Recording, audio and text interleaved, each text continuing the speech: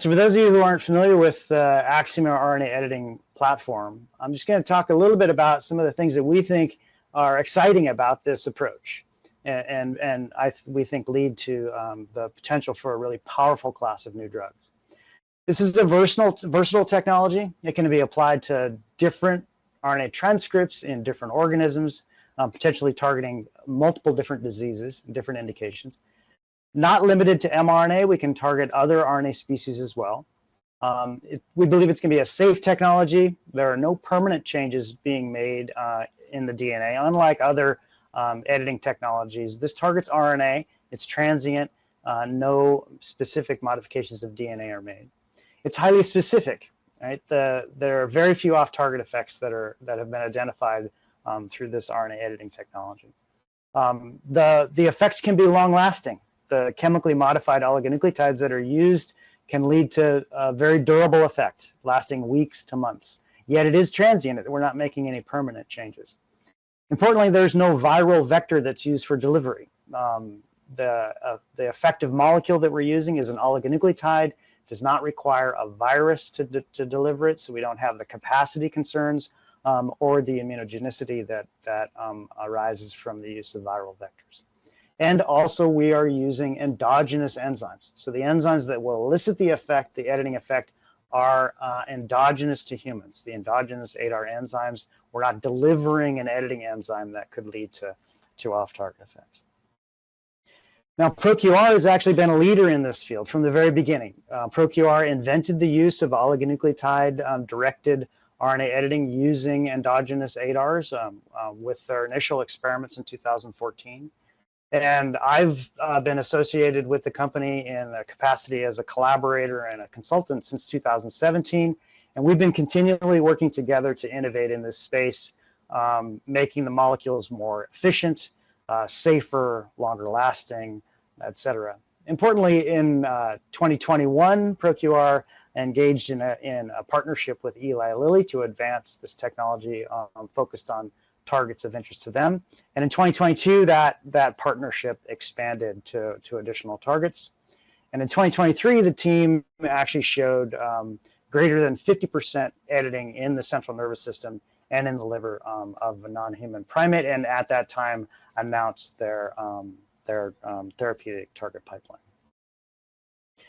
Now, what is ADAR and what is RNA editing? I mean, this is a topic that's been a passion of mine for many years. My lab's been working on ADARs and RNA editing for over 25 years now. The name ADAR refers to adenosine deaminases that act on RNA. So these are enzymes that can react with specific RNAs inside our bodies. And my lab has been very focused on understanding the mechanism of these enzymes, the structures of these enzymes, and how these enzymes actually work naturally. Now, the natural substrate for the enzymes is a double-stranded RNA, right? So an RNA that will fold back on itself to form a duplex structure. And then within that double-stranded RNA, an adenosine is identified and deaminated. And so you see the structure of adenosine shown on this slide on the right-hand side with the amine, the NH2 group, highlighted. The reaction is a deamination, which generates the minor base in RNA, inosine. Importantly, though, inosine functions in many ways as if it were a G, a guanosine. So this reaction takes an A and converts it into something functionally that's like a G. And so because of the genetic code, of course, that A to I change can change the meaning of specific codons. And that's the power of this approach. We can change the meaning of codons and then change amino acids that are going to be incorporated into proteins that are translated from the edited mRNA. Now, as I said, the natural substrates for the ADARs are double-stranded RNAs, as shown on the left-hand side. So how are we going to redirect the ADAR activity to a site of interest to us? Well, we can make what's called an EON, or an editing oligonucleotide, that can form a duplex structure at the target site and direct the ADAR enzyme to deaminate an A within that newly formed duplex. And in so doing, we can direct that editing reaction to a site that's of interest to us that would be therapeutically beneficial. Now, this could have multiple potential beneficial effects, and I'll just show you one specific example here, right? So where we have a gene that leads to natural function, right? So I'm focusing on a gene called MECP2 that is important for healthy brain function. But when a mutation occurs in MECP2, a G2NA, that creates a stop codon in the coding region for the MECP2 gene, leading to a truncated protein and leading to a neurodevelopmental disease called Rett syndrome. Now, if we can then develop an oligonucleotide that will bind to the MECP2 transcript, recruit the ADAR enzyme to convert that A that is there because of a genetic mutation to inosine, which will then function as a G, regenerating the tryptophan codon, converting that stop codon back to a tryptophan codon and leading to a functional protein. Okay, so this is the idea that we can correct these genetic effects at the RNA level using the oligonucleotides. Now, ProQR early on was developing EONs, their first generation EONs that had a recruitment portion as well as a targeting portion. The EON itself formed a duplex region that recruited the ADAR enzymes by binding to double-stranded RNA binding domains that are found in the ADAR protein. The second generation EONs do not have that hairpin structure and entirely bind across the target transcript.